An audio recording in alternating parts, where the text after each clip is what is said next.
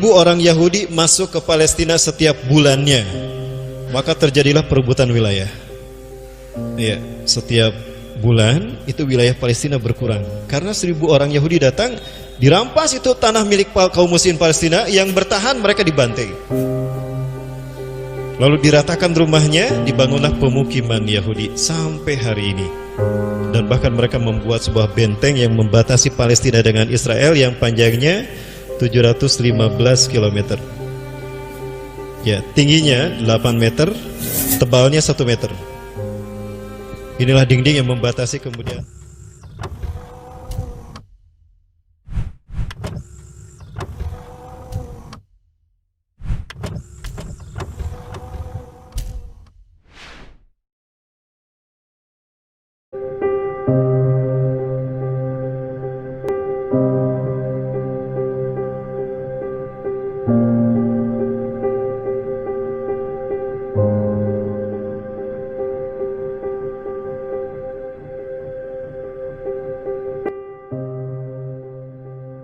Para yang dirahmati Allah, saat ini orang-orang Yahudi mereka sedang bereforia menyambut keputusan PBB, di mana PBB sekarang sudah memutuskan solusi satu-satunya untuk konflik Palestina Israel itu adalah 2 negara.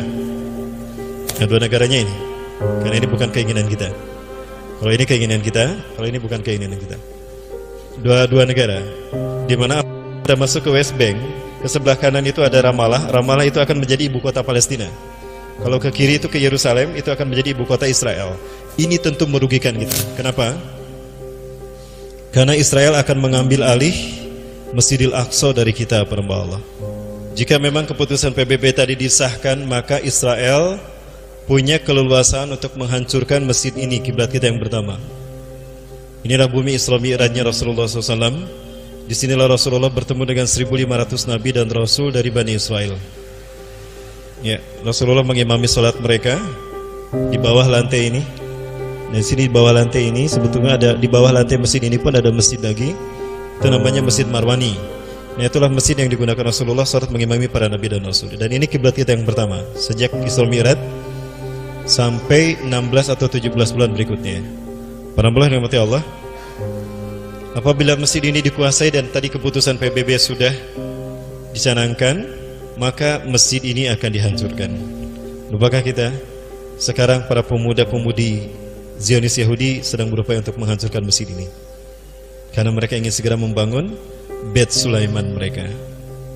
Ini Beit Sulaiman, ya, Solomon Temple yang akan mereka bangun untuk menyambut iblis dan Dajjal. Kalau ini tegak sementara kita masih hidup, artinya kita sudah tidak punya arti iman sama sekali. Na'udzubillah. Kenapa? Karena saat itu Dajjal dan iblis menyatakan menang terhadap Islam, dan para Nabi dan Rasul kalah. Ini agenda mereka, ya. Baik, saya melihatkan bagaimana para pemuda Yahudi mereka sekarang sedang euforia menyambut, ya, para Allah. Sudah ada yang tahu siapa yang terpilih menjadi Perdana Menteri Israel? Benyamin Netanyahu terpilih kembali untuk menjadi Perdana Menteri di periode yang keempat. Dulu 2 kali, lalu diselingi oleh Ehud Barak, kemudian oleh Ariel Sharon, lalu Ehud Olmert, kemudian dia menguasai kembali Israel, dan sekarang beliau terpilih lagi. Para sekalian, targetnya gila, apa Allah. Mereka akan menghabisi kaum muslimin di Gaza. Itu target mereka. Ya, ketika saya melihat kampanye mereka, ngeri. Semuanya, isu utamanya adalah membantai Palestina di jalur Gaza. Ini kandidat yang kemarin berlomba dalam perebutan kursi Perdana Menteri. Paling atas ada Benyamin Netanyahu. Ya, Benyamin Netanyahu. Netanyahu apa? Setanyahu. Ya. Israel bukan negara untuk mereka, Palestina. Israel adalah negara milik bangsa Yahudi saja, tidak ada yang lain. Itu kata dia. Ya, Gantz, dia mengatakan 6.231 target sudah kami hancurkan. Sebagian besar area di Gaza telah kami paksa kembali hidup di zaman batu. Hari ini, para sekalian, Israel hanya memiliki 10% air bersih saja. 90% air bersih yang ada itu diracun oleh mereka. sudah terkontaminasi zat kimia. Tidak sedikit dari anak-anak terutama yang terkena dehidrasi, kemudian mereka mengalami gangguan pencernaan karena keracunan air. Tidak ada air bersih di sana. Ini kejahatan dari mereka. Ya, kemudian listrik itu dalam sebulan hanya beberapa hari saja. Ya, 2 minggu, 3 mingguan lebih itu mereka tidak mendapatkan listrik. Kemudian Lieberman, siapapun yang berani melawan kami layak untuk kami penggal kepalanya dengan kampak. Ya, ini adalah mantan Menteri Angkatan Darat dari Israel. Kemudian Ayanet Sekit, dia mengatakan apa sulitnya untuk kita semua memahami bahwa seluruh orang Palestina adalah musuh. Begitulah Bennett juga sama.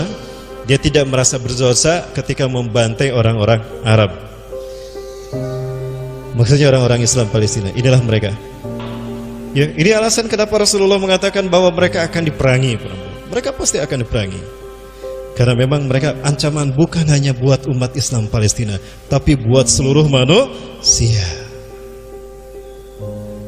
Baik, pertanyaannya, kapan mereka diperangi?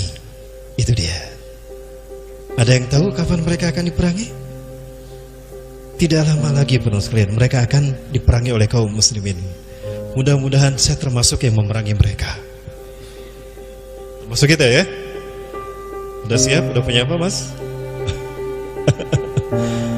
Baik. Kita lihat Quran sekarang.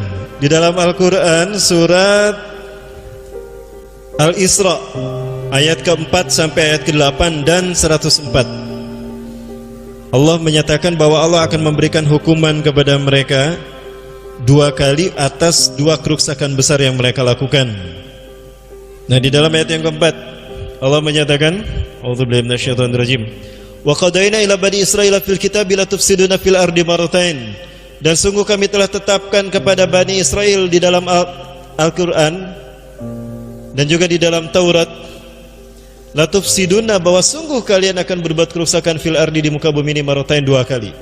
Wa la ta'luna uluwan kabira, dan sungguh kalian akan melakukan perusakan yang kesombongan yang besar di muka bumi ini. Kemudian ayat yang berikutnya, fa idza jaa wa'du ulahuma, apabila tiba janji hukuman yang pertama dari kedua hukuman tadi, ba'asna alaikum ibadallana, akan kami utus kepada kalian hamba-hamba kami uli ba'sing syadid, yang punya kekuatan hebat, kekuatan dahsyat. Fajasu khilala diyar, maka mereka akan merajalela di kampung-kampung. Wa kana wa'dan maf'ula, dan adalah janji Allah ini pasti terlaksana. Tsumma radadnakumul karrah wa amdadnakum bi amali wa banin. Kemudian kami ulangi bagi kalian kesempatan untuk karrah, kesempatan untuk menguasai Palestina. Wa amdadnakum bi amali wa banin, dan kami kuatkan kalian, amdadnakum bi amali wa banin, dengan harta dan pasukan yang banyak. Para sekalian, apakah ini sudah terjadi? Ibu rahmatullah, punten. Pada tahun 1917 Sir Atul Balfour mengeluarkan resolusi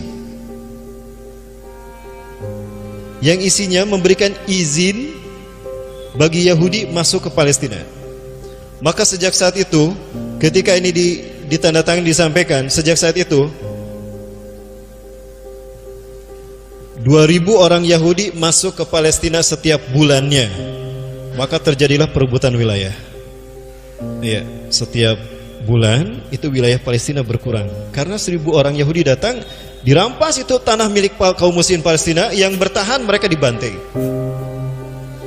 Lalu diratakan rumahnya, dibangunlah pemukiman Yahudi sampai hari ini. Dan bahkan mereka membuat sebuah benteng yang membatasi Palestina dengan Israel yang panjangnya 715 km. Ya, tingginya 8 meter, tebalnya 1 meter. Inilah dinding yang membatasi kemudian Palestina dan Israel. Hari ini belum selesai. Mereka terus melakukan, dan sekarang mereka sedang serius menggarap dataran tinggi Golan. Ya, Amerika, Donald Trump sudah mengatakan bahwa dataran tinggi Golan itu milik Israel. Nah, kemudian pada Perang Dunia Kedua 1942 ya kalau tidak salah. 42 apa 40 berapa? 42 ya. Nah, pada tahun 1942 Perang Dunia terjadi. Hitler saat itu menawan 5.000 orang Yahudi. Lalu Hitler mengirim surat kepada pimpinan Yahudi, kalau tidak salah Theodor Herzl, ke Eropa. Aku menawan 5.000 bangsa kalian. Nah, aku minta kalian menebusnya sekian juta pound sterling. Aku kasih waktu tengah sampai tanggal sekian. Jika tidak, kami akan menghabisi mereka. Nah, dikirimlah utusan dari Israel untuk melihat mereka. Ketika dilihat ternyata kakek-kakek, nenek-nenek, bapak-bapak, ibu-ibu, anak-anak. Oh, kami tidak butuh mereka. Yang mereka ambil itu hanya pemuda saja dan pemudi. Karena kami butuh mereka untuk mendirikan negara Israel, merebut tanah Palestina, mendirikan negara Israel.